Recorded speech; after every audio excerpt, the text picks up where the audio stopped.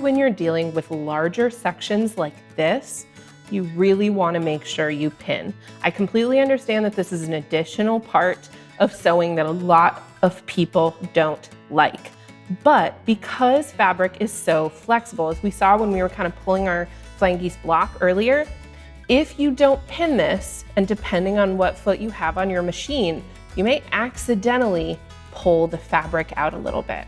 So you really want to make sure that you pin this in place, especially in sections where you have a seam allowance right here. When you are lining this up against the sewing machine, if the bottom part of your foot gets caught, it can accidentally flip that seam.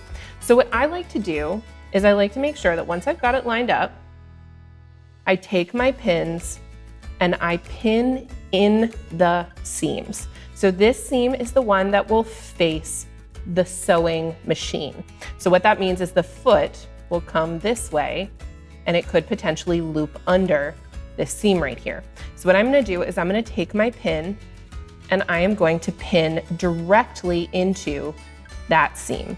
This is gonna help keep it in place. Now, you are gonna remove it once we get to the sewing machine and the needle is coming close, but most of the time, by the time you get close to this, the foot will be over the edge of this seam. So when we get to the sewing machine, I'll make sure that I point this out to you so that you are paying attention. Now, the rest is up to you. I like to always make sure that I pin both sides. So I'm going to pin the front end and I like to pin the back end. Again, if you are not much of a pinner, I completely understand, but if you're new to this craft, I really recommend that you get in the practice of pinning.